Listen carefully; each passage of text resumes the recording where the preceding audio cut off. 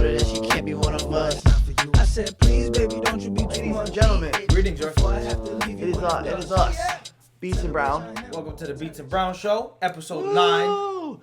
Episode 9, bro? Wow. 1 away from 10. That's One away from almost 10, bro. a decade in numbers.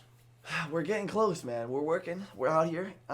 We got a couple exciting things coming up. We got a new music video coming out for Do Me Dirty. I know you guys love that song. If you're watching this video, you definitely love that song.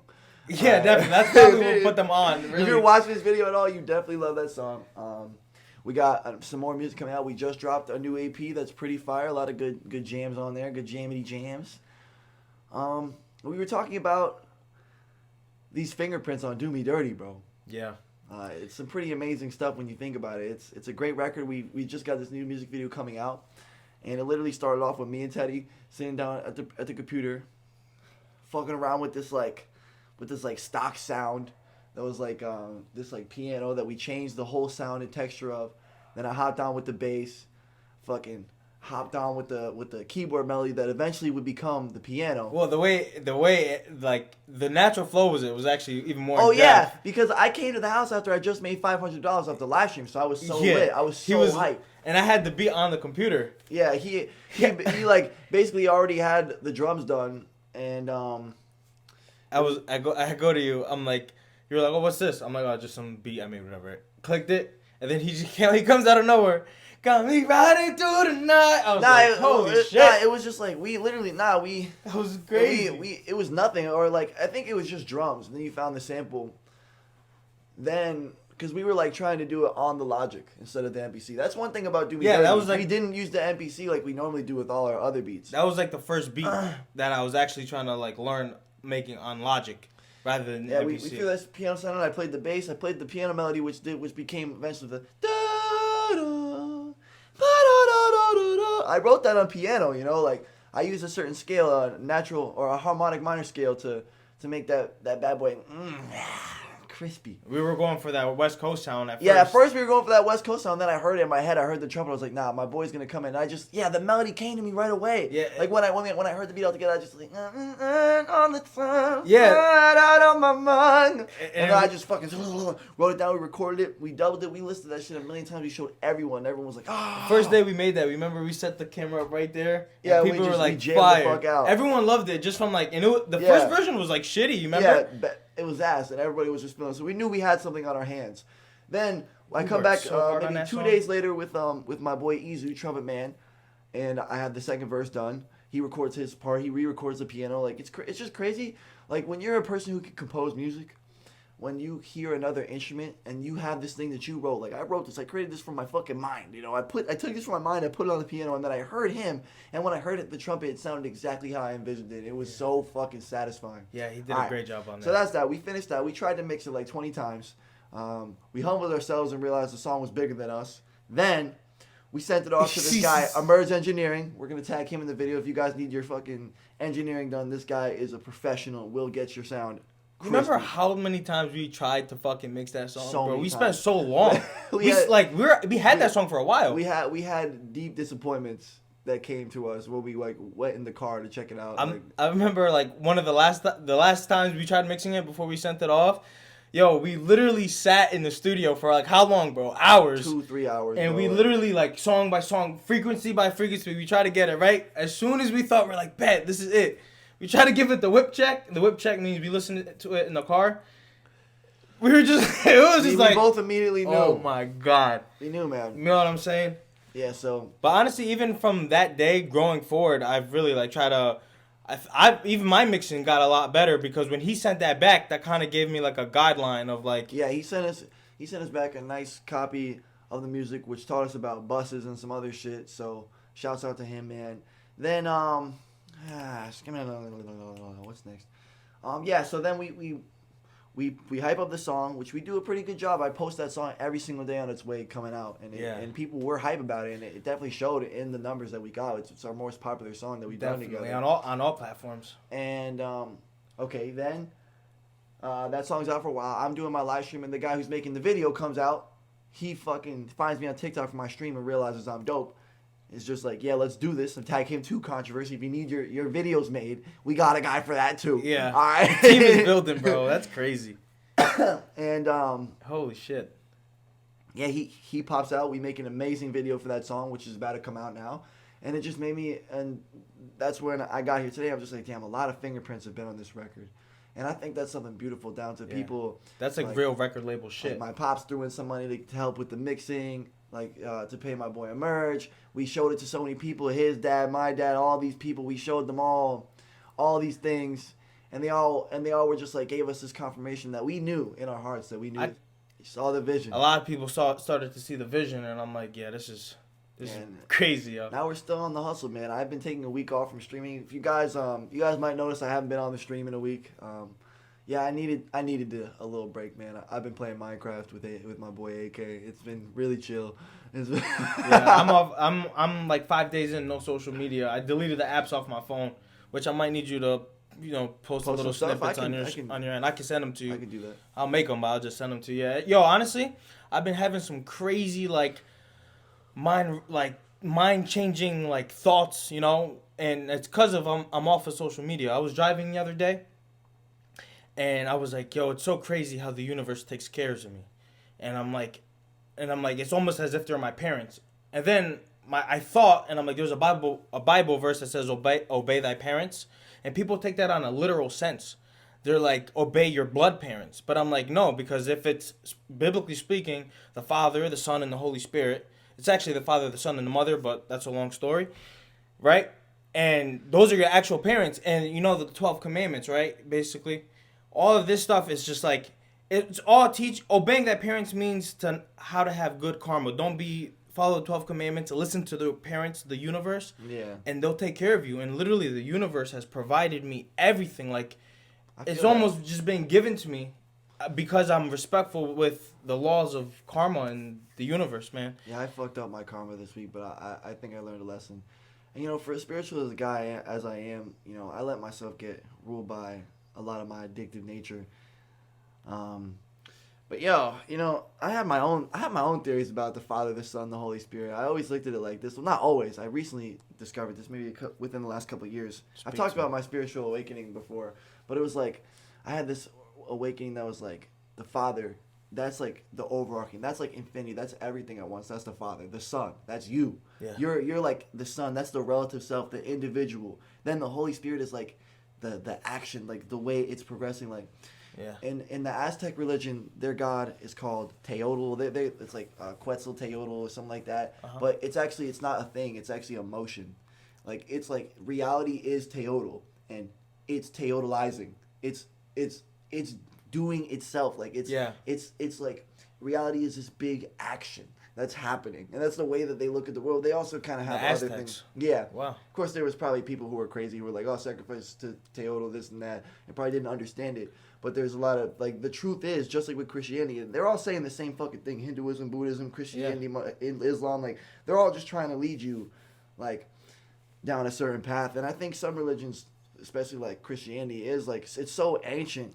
They're all so ancient, but the way that these people were living was absolutely savage. They're in the Middle East. Well, those are back then. That was barbaric times. You want to know why they have the fucking 10 Commandments? Because these people would have literally incest, murder, all this stuff. Because they're literally the beginning humans. They don't even know what's wrong or what's right. Yeah, but those are the basic laws of basically not to have bad karma. Yeah. Not to be a scumbag, basically. Yeah. And that kind of ties in with what I was saying. It's just like if we are God, but God is one of itself, but one of everything. It's like if you just abide by your parents, by the law, it's like you're going to be taken care of naturally. Yeah. I think that's when Jesus said, love your neighbor as yourself, or the first and foremost rule is to love your God, and the second is to love your neighbor as yourself. It's that's literally that also takes care of you. If you love your neighbor as yourself, you'll never break a 10 Commandment, because it's if you're loving them that deeply, you could never hurt them. Yeah. You could never covet your friend's wife if you're loving him as yourself, because if you're putting yourself in his shoes, then you wouldn't want that to be done to you. A lot of people, that's literally the most important thing in the whole Bible, guaranteed. Like I don't just I literally love this guy like he's like my arm doesn't end here like the rest of my body is over here, bro. Like that's how I want to love people and how I want to be loved. You know, it's like literally like I don't look at you as another person. Like I mean, of course I look at you as an individual with plenty to bring to the table, like you and hypothetically use who I would be talking about in this situation. I also look at you as just myself. You know, like my whole fucking my beautiful myself. Reality bro. is a perception of self. Yeah, so I think the more enlightened you get, the more self you expand upon. Going into what he was saying, like everything, like the way you view the world is truly what's going on internally, you know. So if you see this world as a dark, shitty, angry place, perhaps that's all happening within yourself. Yes, there is bad things that happen, but if you're not in that reality, you directly won't be affected. And all egotistical shit aside, you are the main character. You know what I'm saying? Yeah. So it's not to go say this shit isn't happening, but are you gonna let it affect your reality?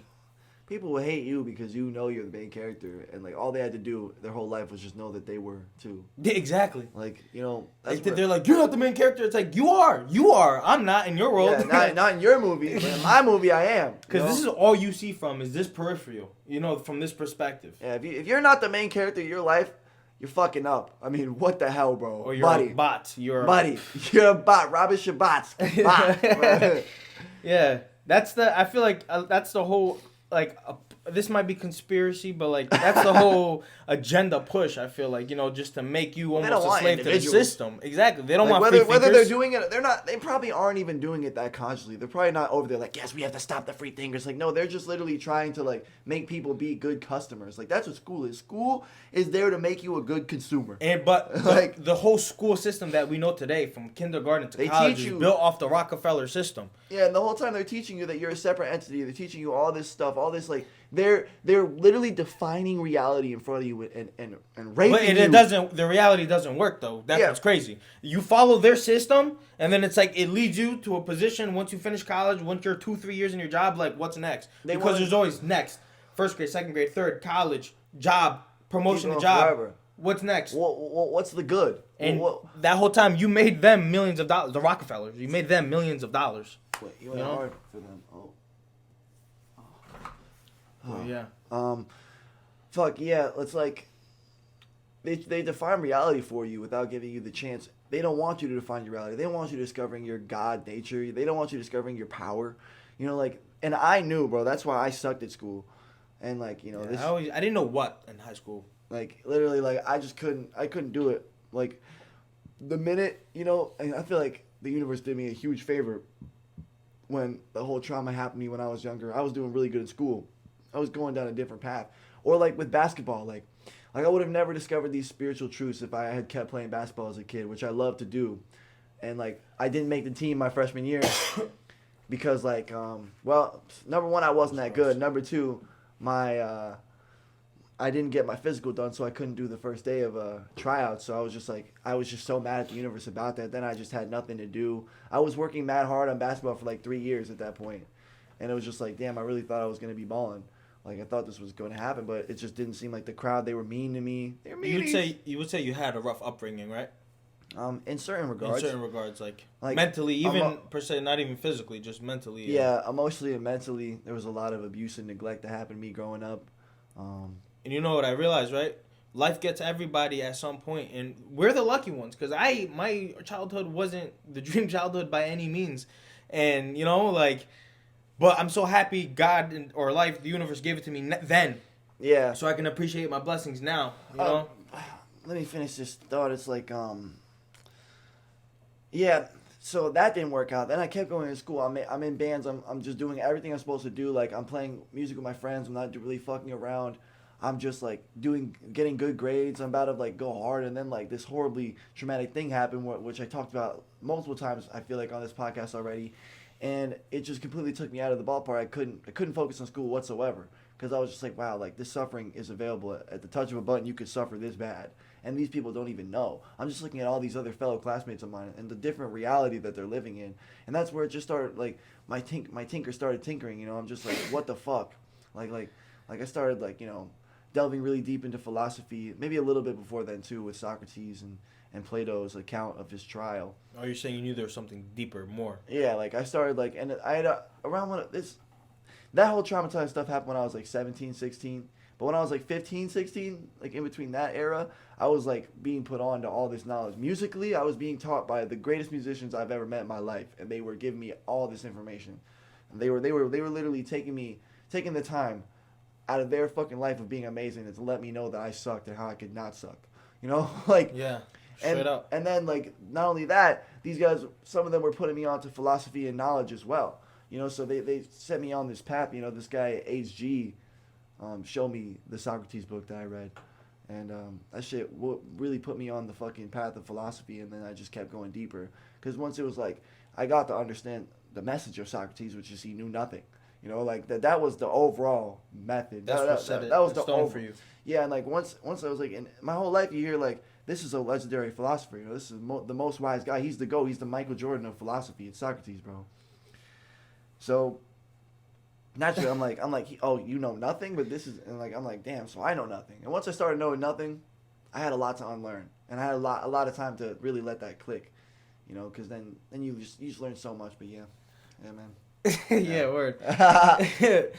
Nah, in high school, like, I never really gave a fuck about high school or nothing, because in the back of my mind, I always knew that I was like, this is not life. You know what I'm saying? I'm like, they're teaching me, but these people teaching me were taught. You know what I'm saying?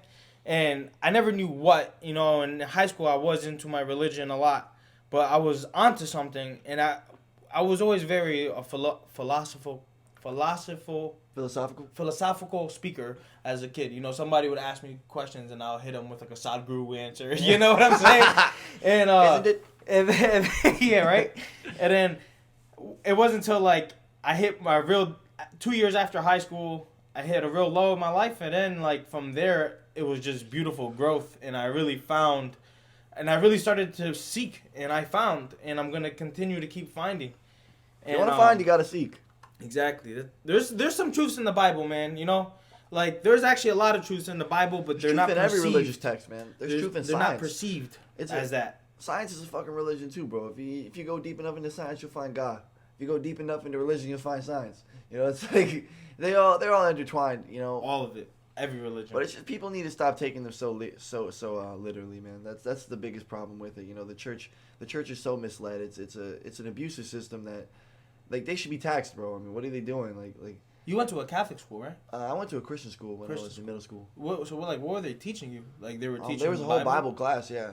And you know, there was like, were they chapel, like instilling shit in you, like, God, you're gonna go to hell, you know? Not necessarily. I mean, there was definitely times where, like, every single chapel, there was a chapel every single week, and they'd have a different speaker. Sometimes these guys would come in like, yo. You guys like actually had service? Yeah, like during shit. Wednesday, like, holy shit, we had to wear a tie. It was so, bro. I used to get in trouble all the fucking time because I forgot my tie, I forgot this, and you know that's what fucking sucked about schools. They had no mercy. Like, oh, you forgot, you're out of dress code. Like that's a violation. This and that. And I was like, bro, I'm trying, and like I would be. You didn't see like peaceful or mercy in them, really? No, because they just wanted to rectify. They just wanted to like discipline, like, but like they didn't discipline me for anything like actual valid. I mean, there was all these times where like they just like assumed I was a bad kid because I was from Norwalk, like. You know, they just like... Oh, the school wasn't in Norwalk? Yeah, it was in Trumbull. So, like, all the other kids were, like, you know, all like, from rich towns. And I wasn't. I was just going there because my parents saw, like, all the trouble I was getting into at my other school. So, they were like, let's... Did you make friends there? Like, did you have... I made, like, a couple friends. Are you friends with them now? Not really, no, because we just drifted apart, you know? Like, I mean, I still, like, keep in touch with them a little bit, a couple of them. Because there were definitely some good dudes that I became close with. Like, shouts out. Hey, if you guys are watching this, shouts out to you. My boy Jason, bro. I knew this kid, Jason, Richard, this kid Luke, man. They were good-ass kids, man. They were funny. They were fun to chill with. We would skate, play basketball. This dude, Luke, he was so good at art, bro. His name was Luke Josephson, man. Yo, did you guys ever, like... so good at art, man. Did you guys ever, I stopped being a visual artist because he was so good. Did you guys ever, like, have, like, a set... Was there ever, like, a group of kids that were like, we don't really believe this shit? No, bro. Or like everyone believed. Yeah, nobody came out like that. Wow, no, so nobody. Yeah, like, I think I would have been the devil in that school, man. There was a lot of alienation of me. I mean, I almost fucking. I mean, you get to a point, you know. I remember almost losing my virginity in middle school. We were like, oh, like, you know, if we do it in the butt, it doesn't count, you know, like, but I don't think that's really how it works. Either way, there was a lot of judgment that happened over there, and I also just had trouble, like, you know, I wasn't happy, and I was just a lonely kid, man. I was very alienated, especially when I first came over. By them? Yeah, like they just like it was hard for me to make friends. Like, then, were you religious going into that school? Like I guess, yeah. Yeah. Like I mean, my parents like they had me sold. You know, they brought me to church every single week, and like I was just like, yeah, this is reality. You know, that's all I knew. You know, yeah, that's all I fucking knew. Like, it should be a crime to bring kids to church, like, but like, cause like of all like you can't know how a kid's gonna interpret this stuff. You know. Like, I know, but because I never like experienced anything like that. I never went to Sunday school or anything. But like, did they, like in the school, were they like really like trying to put you on a spiritual path, or was it like abide by this? This is what it is. Blah blah blah. Yeah, like carry on. There was different people. Like, you know, there were some teachers who were really great at that school too. Who, like, there were some things that made me want to follow God in that way. Like when I was younger, I feel like I was a Christian until I was like 15. Because, like, I was just like, you know, some of the people I met really did, like, have that inspiring, like, that great, amazing nature to them, you know, that just, like, they were just very nice people. And, but most of them, not so much, and that's what really, like, got me. Like, a lot of the judgment I was receiving, like, I would go to youth group, and, like, me and, like, these 2 other weird kids would chill, and everybody else, they wouldn't. I stayed up till 6 a.m. yesterday playing Minecraft, yo. 6 a.m., bro? It was so fun. Holy shit. I played all day. Me and my boy AK, we went and kidnapped all these villagers, enslaved them, put them inside of these, like, 2x2 holes. They're stuck there, like, they have these trades.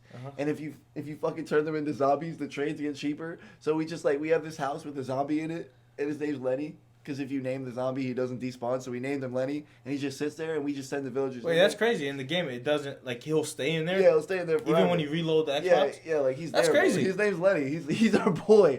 And we just send all the villagers in there. They turn to zombies, and when they turn them back to humans, they have cheaper prices for other shit. So we're getting, like, fucking diamond armor for, like, I didn't know it was that complex, bro. Nah, we have a whole economy going on in our world, bro. It's literally so fucking insane. All right, you know. That's crazy. I didn't know you could do that. I'm not having no shame anymore, bro. Minecraft's the only game I need. All right, I'm gonna start streaming it on Twitch, bro. It's gonna be lit. Yeah, right? People would like that. The gaming shit is huge, man. We're gonna get on that, yo. Esports, baby. Holy shit. We're gonna do everything. We do it all, bro. Music, sports, skateboarding. We do cool stuff and whack shit. We make the whack shit cool. And we go to the gym. We do. We go to the gym. Oh my God! I have a fucking story to tell you guys too. Yo, so me and my boy AK, we go to the fucking skate park on Wednesday. No, yesterday was Wednesday. On Tuesday we go to the skate park. I shit you not, this guy, we're gonna call him Royd Ronnie. All right, Royd Ronnie. He comes up to us, bro, and he's like, "Hey, what's up, yo? Like, he's, like, really, like, you can tell something's off. He's on something, bro. He's probably the pre-workout, like the steroids. Like, yeah. He's just, like, he's ripped, bro. Yeah. And he's like, yeah, bro, I started working out, like, a year ago, and he's so fucking ripped. It's crazy. Oh, shit. Like, it was insane. He's literally, like, he's just like, hey, yo, I'm doing this weed program. I'm doing this weed thing. He's trying to put us on. He's trying to get us as cussies because he thinks we look like people who would smoke. We were smoking. So he comes up to us, and he's, like, trying to get us on. And then he's like, yeah, come on, let's go skate the bowl. And we go over here. He fucking shreds the bowl. What does that mean? Oh, it means that, like, you drop, there's a giant bowl, like, oh, skate, yeah. Like a pool, an empty pool. Yeah. And, like, he just dropped it. He was shredding the fuck out of it. Not as much as this other guy that came later. But he comes out, and he's like, yeah, bro. Like, he's just so overly confident. He's like, yeah, bro. He's like, yeah, I work out, bro. I'm going to get sponsored by this workout company for skating. And he just starts flexing on us, me and my other grown man friend. Literally flexing on us. Like, literally, I'm not exaggerating. He's flexing. He's over there flexing at us. Like, what? Why are you flexing at me, bro? Why do you think I want to see that? He's the main character, like, bro. Yeah, he's the main. Oh, yeah. That's why I appreciate him. He was literally a meme with how confident he was. Yeah. The amount of testosterone flowing through that man's veins. Like, it was the roid rage, bro. That shit cracks me up, And then, yo. like, we're skating the bowl. We're chilling out. And he's like, you guys want to play a game of skate? Because he's just, like, all over the place. So we go play skate. And this really humble guy named Vinny, He won, bro, and he kept Roy Ronnie kept getting super mad, and he rage quit and fucking left after chill Vinny. Like Vinny literally was like this quiet dope guy, and I started freestyling. He like literally lost his shit. He was like, "What?" He's like, "You're talented, bro. You gotta do this." Like I was just rapping. Also, that's why I want to record a freestyle tape today, because. Bro, I was spazzing at that skate park. I mean, spazzing. Like you probably because you're not going live on TikTok. Yeah, like I have all this juice, man. Yeah, like, I really want to use this juice. Yeah. Yeah, we're gonna go use this juice now. Honestly, that's the ending story for you guys. It was a pretty entertaining time. Don't do roids, kids. I mean, hey, like he thinks he's like you don't just walk up to grown men and start flexing. I don't care how jacked you are, bro. He just met us. Yeah, he just fucking met us. He's flexing on us, flexing. Literally, I'm not talking about with money, cars, and he's flexing like his muscles. Yeah, like, don't even do that to girls, bro. don't even do that to women. Why do you think a woman is gonna be like? You're gonna walk up to girls and be like, hey, what's up, ladies? They're gonna think you're a douche, bro. Just fucking do cool stuff where it would accentuate your muscular physique. Don't walk up to them and be like, look at this. Yeah. Like, bro, I can't even do that to myself. So honestly, that probably is what it. Because if he's super jacked and he started working out a year ago, yeah, like think about what that does to your brain, right? All of a sudden, you're fucking jacked. Yeah. So he's like, oh, I'm gonna fucking. Yeah, bro. It was very ironic. Like to me, he was just like, it was just funny to me. Like he was like, I'm about to shred this bowl. I'm about to shred the fuck out of this bowl, man. And then he did. Like I can't even lie. He was going back to back on reps. I mean. Yeah. Skating is like reps in the gym. Like you drop in, you can only do like you should make one rep is like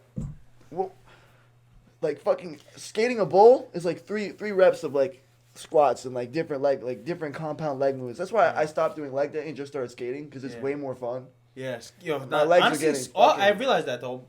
Most skaters' physiques are pretty fucking like. Yeah, they're normally pretty jacked. Ripped, bro. Yeah, that's why I've been doing a lot of skating. Core, back, bro. My back is getting shredded for sure. From skating? Like, from skating, How though? How your back? Because I skate bowls, so you have to turn your body like this. Like, say I'm going up the ramp like this, and I need to turn back like this. I have to turn with my whole shoulders and back. That's a crazy ab workout, I have to throw my whole everything. Yeah. It's a great time though. Miley Brown pro skater? No. I'm about to buy pads, bro. I'm like, I don't look cool anyway. Bro, I suck. Like, when you blow up, you should fucking like invest in some like skating shit. Do like something with that, like kind of like Lil Wayne did. I think that'd be fire for sure. That'd be definitely some dope shit. Hell yeah. But yeah, guys. I love you a lot. It's been another episode of Beatzz and Brown. This one was pretty natural. Natural conversations, baby. Natural discussions. Check out our stuff. Check out everything. TeddyBeatzz, me. We're going to have a lot of links in the bio today because we got some people who I want to give some credit to. There's some amazing individuals that have helped us get to where we are. Word to. Peace out, everybody. Skirt.